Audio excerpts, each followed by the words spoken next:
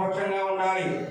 చక్కగా రంగనాథ స్వామి వారి కృష్ణుడే కాదు, తిరువురు నేను కూడా చేశాను, తిరువురు గ్రామంతా సుభిక్షంగా ఉండాలి అని చెప్పి చక్కగా ఆయన వచ్చారు. ఆయన వచ్చే ఇంకా జాగ్రత్తగా ఉండాలి జనాలు, ఎందుకంటే ఆయన కోపం ఎక్కువ.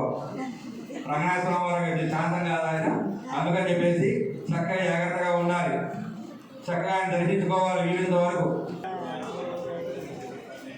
యజ్ఞోపీరం ఫలవసే జ్ఞాపవీరం వరమం పవిత్రం ప్రజాపతేయ యస్సాయం పురస్తాదు ఆయుష్యమగ్యం పజవంజరుద్రం యజ్ఞోపీరం ఫలవస్తు తేజః.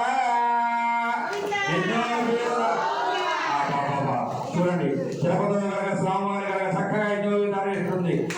తర్వాత ముగ్గురుగా పంచుకోవాలి. యజ్ఞోపీరం ఫలం పవిత్రం ప్రజాపతేయ యస్సాయం పురస్తాదు ఆయుష్యమగ్యం పజవంజరుద్రం యజ్ఞోపీతం ఫలవస్తు తేజః.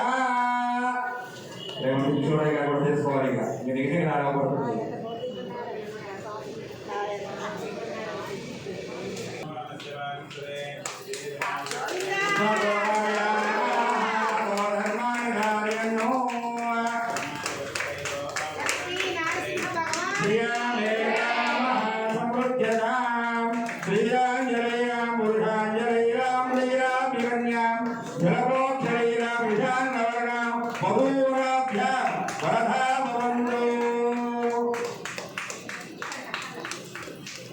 స్వామివారి చక్కగా 3 సార్లు కరణాలు వస్తుంది.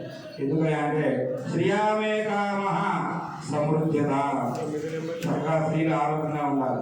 రెండోసారి ప్రజామే కామ సమృద్ధిత, ప్రజలు చక్కగా ఆయుర ఆరోగ్యంగా ఉండాలి. మూడోసారి పశుమే కామ సమృద్ధ్యత, చక్కగా పాడి పంటలు బాగా ఉండాలి అని చెప్పేసి 3 సార్లు. ప్రజామే కామ సమృద్ధ్యత శ్రీరాంజలీరాం పురుషాంజలీరాం శ్రీరాభిరణ్యాం జలప్రోక్షరీరాం శశాంకవర్ణాం వధూవరాభ్యాం వరదా భవంతు.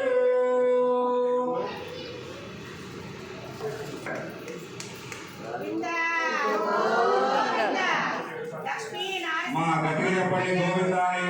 చక్కగా పులిహోర పెడతాం, దద్దోజన పెడతాం.